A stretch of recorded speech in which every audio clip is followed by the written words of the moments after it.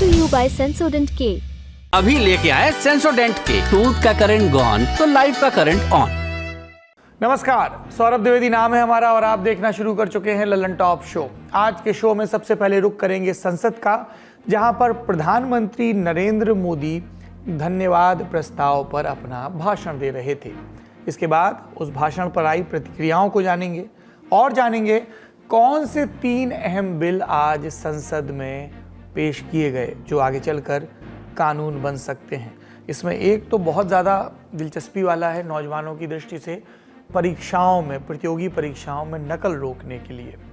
इसके बाद supreme court का रुख करेंगे, जहां पर चंडीगढ़ मेयर के चुनाव में हुई कथित धांधली पर भारत के मुख्य न्यायाधीश DY चंद्रचूड़ ने जो फटकार लगाई वो किसी की आंख में जरा सा भी पानी हो तो उनके लिए नजीर बन जाए। उसके बाद झारखंड चलेंगे, जहां फ्लोर टेस्ट के लिए हेमंत सोरेन बाहर आए। चंपई सोरेन सरकार के फ्लोर टेस्ट के लिए पूर्व मुख्यमंत्री हो गए हेमंत सोरेन। उन्होंने अपने भाषण में बतौर विधायक भाजपा ED पर हमला बोला। राहुल गांधी भी उनकी पत्नी से मिलने पहुंचे और भी बयानबाजियां हुई। लेकिन उससे पहले रुख करते हैं सुर्खियों का।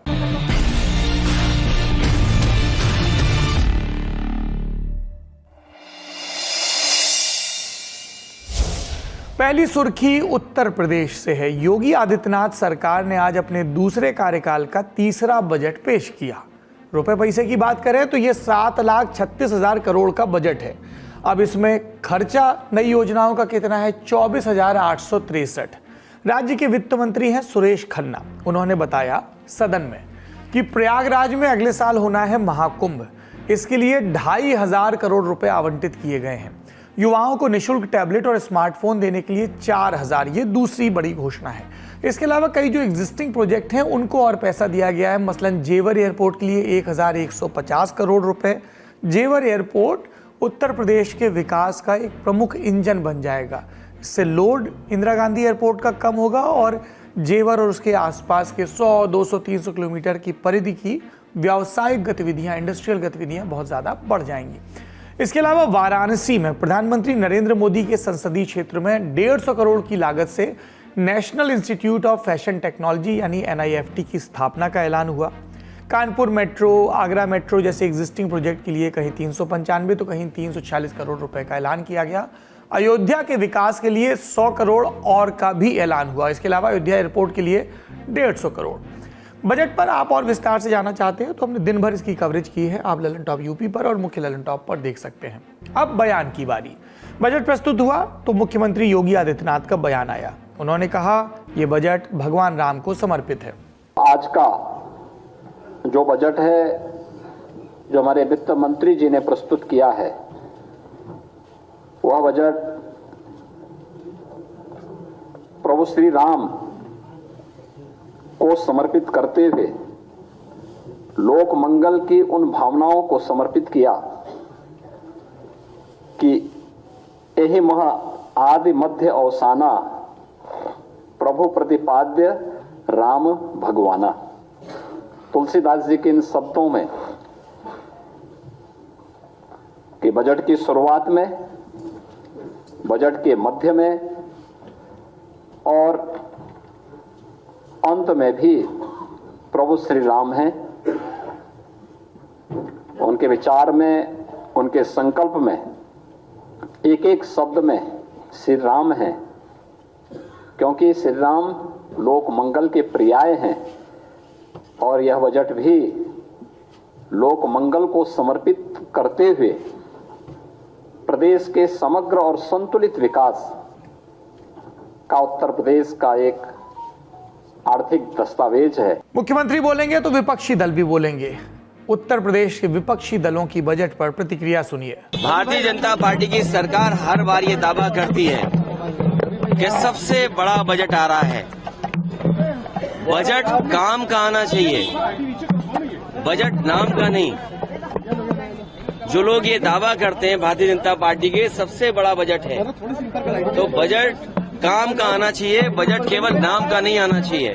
और हमें उम्मीद है कि किसान की आय दोगुनी का, बेरोजगार नौजवानों के रोजगार का, और उत्तर प्रदेश की जनता को सुरक्षा का बजट ये आएगा। दूसरी सुर्खी राजधानी दिल्ली से है। पूर्व डेप्यूटी सीएम मनीष सिसोदिया को दिल्ली की राउज एवेन्यू कोर्ट ने आज एक राहत दी। कोर्ट ने सिसोदिया को हफ्ते में एक बार अपनी बीमार पत्नी से मिलने की इजाजत दी, यानी अब हिरासत में रहते हुए हर हफ्ते सिसोदिया पत्नी से मिल सकेंगे। एक्साइज पॉलिसी में हुए कथित घोटाले को लेकर वो पिछले करीब 1 साल से हिरासत में है। पिछले साल 26 फरवरी को सीबीआई ने लंबी पूछताछ के बाद उन्हें गिरफ्तार किया था। जमानत याचिका पर 12 फरवरी को अगली सुनवाई होगी। और अगली सुर्खी ये गुजरात के जूनागढ़ से। यहाँ एक मुस्लिम धर्मगुरु मुफ्ती सलमान अजहरी ने 31 जनवरी को एक सार्वजनिक मंच से भाषण दिया। इसका एक हिस्सा सोशल मीडिया पर वायरल हुआ। फिर शुरू हुई बहसें। दावा किया गया कि सलमान अजहरी का भाषण भड़काऊ है और 2 समुदायों के बीच खाई बढ़ाने वाला। इन दावों, बहसों, विवादों के बीच गुजरात पुलिस एक्शन में आई। अजहरी पर हेट स्पीच का मुकदमा दर्ज हुआ। जूनागढ़ पुलिस ने फरवरी 4 को अपने पड़ोसी राज्य मुंबई पहुंचकर सलमान अजहरी को गिरफ्तार भी किया। घाटकोपर थाने ले जाया गया। थाने पहुंचने की सूचना हुई तो लोगों की भीड़ इकट्ठा हो गई। गिरफ्तारी का विरोध होने लगा। भीड़ के खिलाफ भी मुकदमा दर्ज किया गया। स्थिति इतनी अनियंत्रित कि सलमान अजहरी को खुद सामने आना पड़ा। हाथ में माइक लेकर लोगों से घर जाने की अपील करनी पड़ी और कहना पड़ा, जोश में होश न खोएं। जोश में कभी होश न खोना चाहिए। हालात जैसे भी है, मैं आपके सामने हूं और अल्हम्दुलिल्लाह आपको मैं बता रहा हूं, मैं कोई क्रिमिनल नहीं हूं और न ही किसी क्राइम पर मुझे यहाँ लाया गया। मेरी तकरीर के मुताबिक जो तहकीकात इनको करनी है वो कर रहे हैं। हम भी उनका कोऑपरेट कर रहे हैं, आपको भी करना चाहिए। सलमान अजहरी ने अपने भाषण में ऐसा बोला क्या था जिसके बाद इतना विवाद हुआ? सुनिए स्पीच का वो हिस्सा। हमसे उलझते हैं, अभी तो करबला का आखिरी मैदान बाकी है, कुछ देर की खामोशी है, फिर शोर आएगा। आज कुत्तों का वक्त है, कल हमारा दौर आएगा। लब्बैक या रसूल अल्लाह, लब्बैक या रसूल अल्लाह, लब्बैक या रसूल अल्लाह। ताजा अपडेट्स के बारे में जानकारी दे रहे हैं इंडिया टुडे के पत्रकार दिव्येश सिंह। इंफ्लेमेटरी स्पीच का मामला था। ऑब्जेक्शनेबल वक्तव्य उन्होंने किया था अपने स्पीच में पिछले हफ्ते बुधवार के दिन जूनागढ़ में एक इवेंट के दौरान। उस मामले में जूनागढ़ पुलिस अब उन्हें जूनागढ़ ले गई है और वहां पर 2 दिन की ट्रांजिट रिमांड है। वहां पर उन्हें कोर्ट में पेश किया जाएगा और उनकी कस्टडी मांगी जाएगी, उन्हें इंटेरोगेट किया जाएगा। आपको बता दें कि उसके बाद से जब मुफ्ती सलमान अजहरी को ले जाया गया, उसके बाद धीरे धीरे भीड़ वहां से डिस्पर्स हो गई, भीड़ वहां से चली गई है और अब जो सिचुएशन है, अब काफी लॉ एंड ऑर्डर मेंटेन्ड है। अभी कोई भी ऐसी सिचुएशन नहीं है। पर आज पुलिस ने भी मामला दर्ज किया है उन सारे लोगों के खिलाफ जो कि वहां पर कुछ वक्तव्य कर रहे थे, कुछ ऑब्जेक्शनेबल बातें कर रहे थे और ज्यादा मात्रा में भीड़ जमा कर रहे थे। सोशल मीडिया पर भी इंफॉर्मेशन निकाली जा रही है, सोशल मीडिया इन्वेस्टिगेशन भी किया जा रहा है ताकि उन लोगों को ट्रैक किया जा सके जिन लोगों ने इस भीड़ को जमा करने में जिनका रोल सामने आया है। और बहुत से ऐसे लोगों पर मामला दर्ज कर उसकी इन्वेस्टिगेशन घाटकोपर पुलिस ने शुरू कर दी है और अन्य ब्रांचेस के मदद से भी, साइबर टीम की मदद से भी इसकी इन्वेस्टिगेशन की जा रही है। सुर्खियां समाप्त, अब बड़ी खबर की बारी। सबसे पहले बात संसद की। आज जब संसद की कार्रवाई शुरू हुई तो सरकार ने एक के बाद एक कई बिल पेश किए। इनकी खास बातों और इन पर हुई बहसों पर आगे बात करेंगे, पर पहले कार्रवाई के ब्यौरे।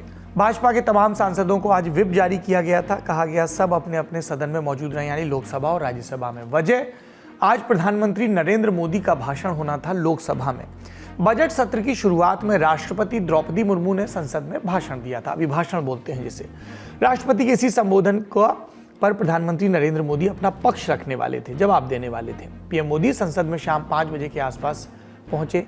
लोकसभा में सांसदों से मुखातिब हुए। निशाने पर लिया गांधी नेहरू परिवार को, कांग्रेस की पॉलिटिक्स को, इंडिया अलायंस को और अपनी सरकार की उपलब्धियों के बारे में भी बयान दिए। देखिए इसके चुनिंदा अंश। देश में महंगाई को लेकर के 2 गाने सुपर हिट हुए थे हमारे देश में, घर घर गाए जाते थे। एक महंगाई मार गई और दूसरा महंगाई डायन खाए जा, डायन खाए जा था। और ये दोनों गाने कांग्रेस के शासनकाल में आए। आदरणीय अध्यक्ष जी, यूपीए के शासनकाल में महंगाई डबल डिजिट में थी, डबल डिजिट में महंगाई थी, इसको नकार नहीं सकते हैं।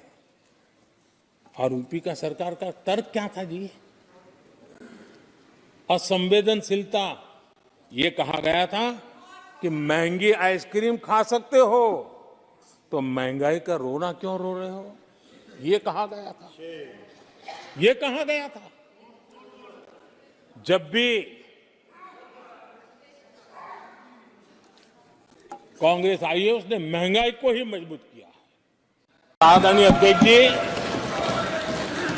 अब हमारी सरकार का तीसरा कार्यकाल भी बहुत दूर नहीं है। ज्यादा से ज्यादा 100-125 दिन बाकी है। और अब की बार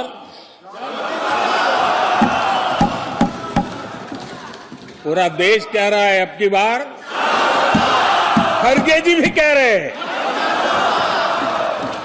लेकिन अध्यक्ष जी, मैं आमतौर पर ये आंकड़े के चक्कर में नहीं पड़ता, लेकिन मैं देख रहा हूं देश का मिजाज एनडीए को तो 400 पार कर पाई के रहेगा, लेकिन भारतीय जनता पार्टी को 370 सीट अवश्य देगा।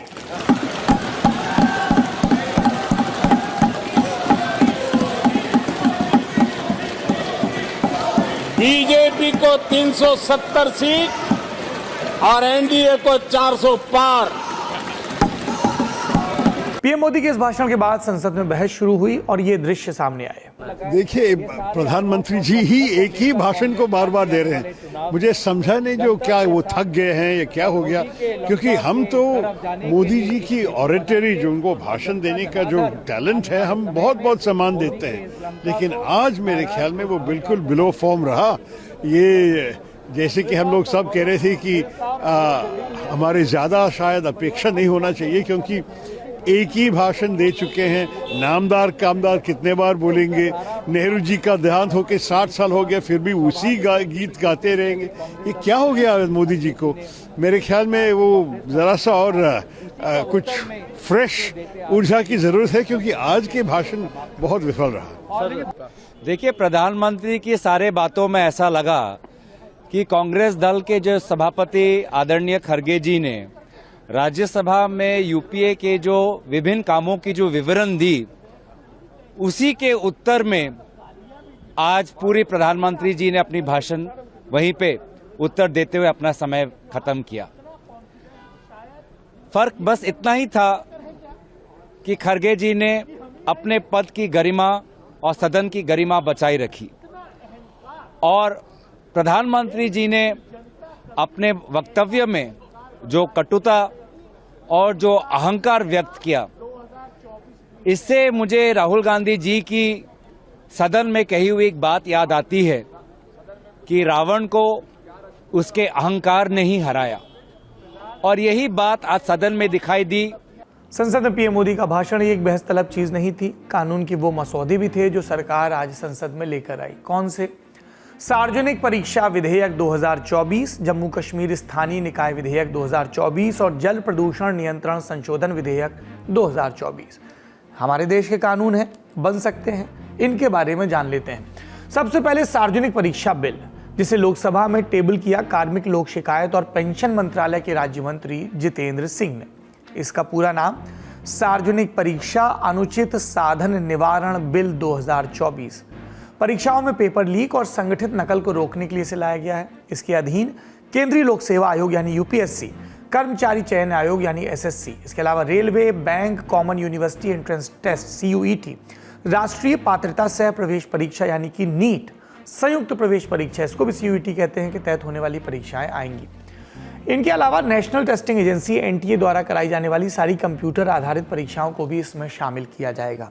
एक हाई लेवल टेक्निकल कमेटी बनाई जाएगी जो तकनीकी माध्यमों से परीक्षा प्रक्रियाओं को सेफ बनाने के लिए सिफारिशें करेगी। पेपर लीक और नकल के मामलों की जांच पुलिस उपाधीक्षक, सहायक पुलिस आयुक्त स्तर के अधिकारी करेंगे। सरकार के पास केंद्रीय एजेंसी को जांच सौंपने का हक होगा। पेपर लीक और संगठित नकल के दोषियों को 5 से 10 साल कारावास और 1 करोड़ तक का जुर्माना भरना पड़ सकता है। परीक्षाओं में सेवा प्रदान करने वाली कंपनियां अगर पेपर लीक या चीटिंग में लिप्त पाई जाती हैं तो उनसे 1 करोड़ का जुर्माना और परीक्षा का पूरा खर्च वसूला जाएगा। ऐसी कंपनियों को अगले 4 साल के लिए किसी परीक्षा में शामिल होने से यानी परीक्षा कंडक्ट कराने से प्रतिबंधित भी कर दिया जाएगा। अगर कोई शिक्षण संस्थान ऐसी गतिविधि में लिप्त पाया जाता है तो उस पर भी न्यूनतम कम से कम 1 करोड़ का जुर्माना, परीक्षा का पूरा खर्च और संस्थान की संपत्तियों को जब्त कर लिया जाएगा। बिल के मसौदे में विद्यार्थियों को कुछ छूट दी गई है। सुरक्षा एजेंसियों द्वारा उन्हें निशाना नहीं बनाया जाएगा। ये तो हुआ एग्जाम में सुधार के लिए लाया गया बिल। अब बात जम्मू कश्मीर वाले बिल की, जिसे लोकसभा में टेबल किया गृह राज्य मंत्री नित्यानंद राय ने। पूरा नाम जम्मू कश्मीर स्थानीय निकाय कानून संशोधन बिल 2024। इसे जम्मू कश्मीर से जुड़े 3 कानूनों को बदलने के लिए लाया गया। ये कानून कौन से हैं? जम्मू कश्मीर पंचायती राज कानून 1989, जम्मू कश्मीर नगर पालिका कानून 2000 और जम्मू कश्मीर नगर निगम कानून 2000। ये बिल राज्य की अन्य पिछड़ी जातियों को ध्यान में रखकर बनाया गया। मकसद राज्य के पंचायत और निकाय चुनाव में पिछड़ी जातियों के उम्मीदवारों को भी आरक्षण मिले, ओबीसी रिजर्वेशन मिले लोकल बॉडी इलेक्शंस में। आरक्षण की सीमा क्या होगी, ये जानकारी अभी सामने नहीं आई है। खबरों के मुताबिक इस बिल में यह भी कहा गया कि राज्य के चुनाव आयुक्त यदि उनकी पोस्ट से हटाया जाए तो उसके लिए वैसे ही नियम अपनाए जाएं जैसे हाईकोर्ट के जज के लिए अपनाए जाते हैं। निकाय चुनाव भी राज्य चुनाव आयोग द्वारा करवाए जाएं। अभी तक जम्मू कश्मीर में निकाय चुनाव केंद्रीय चुनाव आयोग के चीफ इलेक्टोरल अफसर के अधीन होते हैं। अब तीसरे कानून की बात, जल प्रदूषण संशोधन बिल। इसे राज्यसभा में पेश किया केंद्रीय पर्यावरण मंत्री भूपेंद्र यादव ने। कानून का पूरा नाम जल प्रदूषण नियंत्रण रोकथाम संशोधन बिल 2024। ये 1974 के जल प्रदूषण कानून में संशोधन प्रस्तावित करता है। इसे लागू करने के बाद व्यापार में आसानी होगी। यदि कोई व्यक्ति पर्यावरण के कानून को भंग करता है तो उसे अपराध की श्रेणी में नहीं डाला जाएगा। इस कानून को तोड़ने वालों को जेल नहीं भेजा जाएगा पर गंभीर पेनल्टी लगाई जाएगी। इससे एक फंड विकसित किया जाएगा जिसका उपयोग पर्यावरण को हो रहे नुकसान को कम करने के लिए किया जाएगा। ये तो हो गए वो कानून जो आज टेबल किए गए। इसके इतर भी संसद में जोरदार बहस हुई। विपक्ष ने न्याय संहिता के कानूनों से लेकर मणिपुर तक के मुद्दे उठाए। सत्ता पक्ष के सांसदों ने बात की 1991 के पूजा स्थल अधिनियम यानी प्लेसेस ऑफ वर्शिप एक्ट को हटाने की। भाजपा के राज्यसभा सांसद हरनाथ सिंह यादव, उन्होंने राज्यसभा के शून्यकाल में कहा कि प्लेसेस ऑफ वर्शिप एक्ट को खारिज किया जाए क्योंकि ये कानून हिंदू, जैन, सिख और बौद्धों के धार्मिक अधिकारों का हनन करता है। उपासना स्थल कानून 1991 न्यायिक समीक्षा पर रोक लगाता है जो संविधान की बुनियादी विशेषता है। यह कानून एक मनमाना और तर्कहीन कट ऑफ तिथि भी लागू करता है जो हिंदू, सिख, जैन, सिख और बौद्ध धर्म के अनुयायियों के धार्मिक अधिकारों को कम करता है। ये प्लेसेस ऑफ वर्शिप एक्ट क्या है? 11 जुलाई 1991 को तत्कालीन प्रधानमंत्री पीवी नरसिम्हा राव और उनकी सरकार के कार्यकाल में लाया गया। इसके मुताबिक 15 अगस्त 1947 के बाद जो धार्मिक स्थल जहां हैं उनकी स्थिति और प्रकृति में बदलाव नहीं किया जा सकता, पर जो मुकदमे उसके भी पहले से चल रहे हैं वो चलते रहेंगे। बता दें कि राम जन्मभूमि और बाबरी मस्जिद विवाद के समय भी सुप्रीम कोर्ट में मुस्लिम पक्ष ने इसका हवाला दिया था और बाद में मथुरा के शाही ईदगाह केस और वाराणसी के ज्ञानवापी केस में भी मुस्लिम पक्ष ने इस कानून का संदर्भ रखा था। इस पर भी बहस हुई जो बुलेटिन के लिखे जाने तक जारी है। संसद में और क्या हुआ, इससे जानने के लिए आप हमारे संसद की कार्रवाई से जुड़े खास शो संसद में आज का एपिसोड जरूर देखें। अब चलते हैं अगली खबर की तरफ जो जुड़ी है चंडीगढ़ और सुप्रीम कोर्ट से। चंडीगढ़ मेयर चुनाव में धांधली का मुद्दा सुप्रीम कोर्ट पहुंचा। पहले मामला समझते हैं। 30 जनवरी 2024 को चंडीगढ़ नगर निगम में वोटिंग हुई। वोटिंग थी मेयर चुनने को लेकर और इसी में हुआ विवाद, और इसे समझने के लिए आपको चंडीगढ़ नगर निगम का नंबर गेम समझना होगा। निगम में कुल 35 पार्षद, भाजपा के पास 14, आम आदमी पार्टी के पास 13, कांग्रेस के पास 7 और शिरोमणि अकाली दल के पास 1 पार्षद। चंडीगढ़ के नगर निगम चुनाव में स्थानीय सांसद भी वोट कर सकते हैं एक एक्स ऑफिशियो मेंबर की तरह। ऐसे में कुल वोट हुए 36। मेयर की कुर्सी पर बैठने के लिए न्यूनतम 19 वोट चाहिए। अब इस चुनाव में कांग्रेस और आम आदमी पार्टी ने गठबंधन कर लिया, उनके पास 20 वोट हो गए, तो ये तय माना जा रहा था कि वोटिंग के बाद उनके प्रत्याशी कुलदीप कुमार चंडीगढ़ के मेयर बनते। चुनाव में पीठासीन अधिकारी थे अनिल मसीह, जो भाजपा के अल्पसंख्यक मोर्चे से भी जुड़े रहे हैं। वोटिंग खत्म होने के बाद अनिल मसीह ने वोटों की गिनती की और कहा कि 8 वोट इनवैलिड हो गए, अमान्य, और ये सब के सब 8 वोट सिर्फ और सिर्फ आम आदमी पार्टी और कांग्रेस के पार्षदों से जुड़े थे। ऐसे में भाजपा के प्रत्याशी मनोज सोनकर जीत गए। पर इस चुनाव की वीडियो थोड़ी देर में वायरल हुए, जिसमें दिख रहा था कि पीठासीन अधिकारी ने अमान्य हुए वोट पार्षदों और उनकी पोलिंग एजेंटों को नहीं दिखाए, बल्कि उसे जल्द से जल्द कमरे से लेकर बाहर चले गए और मेयर की कुर्सी पर मनोज सोनकर आकर बैठ गए। इस पूरे मामले को लेकर हारे हुए प्रत्याशी कुलदीप कुमार ने पहले पंजाब हरियाणा हाईकोर्ट में याचिका लगाई कि चुनाव परिणाम पर रोक लगाई जाए, फ्रेश इलेक्शन हो। कोर्ट ने इससे इनकार किया। अलबत्ता नगर निगम को जवाब देने के लिए नोटिस जारी किया। हाईकोर्ट के इस कदम से असहमत कुलदीप कुमार ने सुप्रीम कोर्ट का दरवाजा खटखटाया। उनकी इस याचिका पर सीजीआई चंद्रचूड़, जस्टिस जेबी पारदीवाला और जस्टिस मनोज मिश्रा की बेंच ने आज सुनवाई की। आप दिख रहा है कि पीठासीन अधिकारी ने बैलेट पेपर के साथ छेड़छाड़ की, उन पर मुकदमा चलाया जाना चाहिए। वो कैमरे की ओर क्यों देख रहे हैं? वो एक भगोड़े की तरह देख रहे हैं। ये एक लोकतंत्र का मजाक है, लोकतंत्र की हत्या है। ये एक पीठासीन अधिकारी का बर्ताव है क्या? नीचे के जिन बैलेट पेपर पर क्रॉस का निशान है वो उन्हें छू भी नहीं रहे, और जब बैलेट पेपर ऊपर हैं तो वो उन्हें बदल रहे हैं। आप पीठासीन अधिकारी को बताइए कि सुप्रीम कोर्ट उन्हें देख रहा है। नगर निगम चुनाव के सभी रिकॉर्ड, बैलेट पेपर और वीडियोग्राफी पंजाब और हरियाणा हाईकोर्ट के रजिस्ट्रार जनरल के यहाँ आज शाम तक सुरक्षित रख दिए जाएं। नगर निगम की 7 फरवरी को होने वाली मीटिंग को अगले आदेश तक टाल दिया जाए। सुप्रीम कोर्ट ने इसके साथ ही पीठासीन अधिकारी अनिल मसीह को नोटिस जारी किया और सुनवाई का दिन मुकर्रर किया 12 फरवरी को। इस केस के डेवलपमेंट पर हमारी नज़र बनी रहेगी। पर यहाँ सवाल ये उठता है कि सुप्रीम कोर्ट की इन तल्ख टिप्पणियों के बाद सत्तारूढ़ भारतीय जनता पार्टी क्या सफाई पेश करेगी? क्योंकि जो सबको दिख रहा है, जो सुप्रीम कोर्ट को दिख रहा है, वो दिख तो उन्हें भी रहा है और जनता को भी।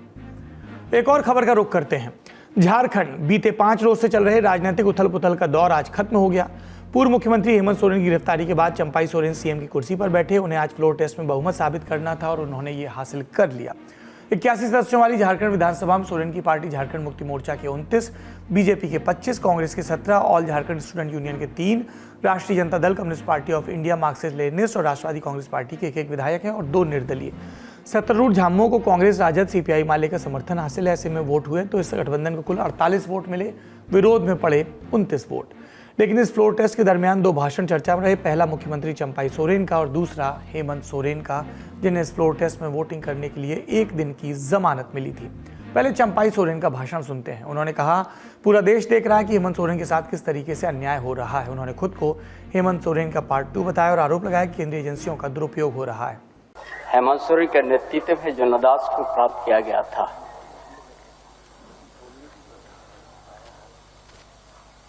और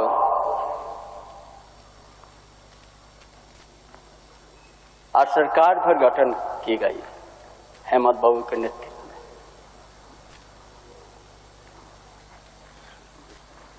गठन करने के साथ साथ ही हमारा विपक्ष के माननीय साथीगण अस्थिर करने के लिए प्रयास किया। चंपाई के भाषण के बाद हेमंत सोरेन सीट पर खड़े हुए, बीजेपी को चुनौती दी और कहा, जिस जमीन घोटाले में उन्हें हिरासत में लिया गया उसमें एक भी घोटाले को बीजेपी साबित करके दिखाए। उन्होंने अपने ऊपर लगे आरोपों की सुई राजभवन की तरफ घुमाई और कहा, गिरफ्तारी में राजभवन शामिल है। साथ ही अपनी आदिवासी अस्मिता को सामने रखा और कहा, हम जंगल से बाहर आए, इनके बराबर में बैठे तो इनके कपड़े मैले हो गए। 31 तारीख रात को देश में पहली बार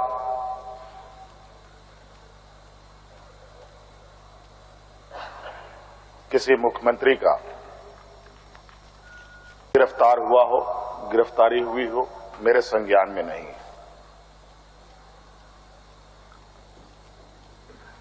ये मुझे लगता है ये पहला घटना है और मुझे लगता है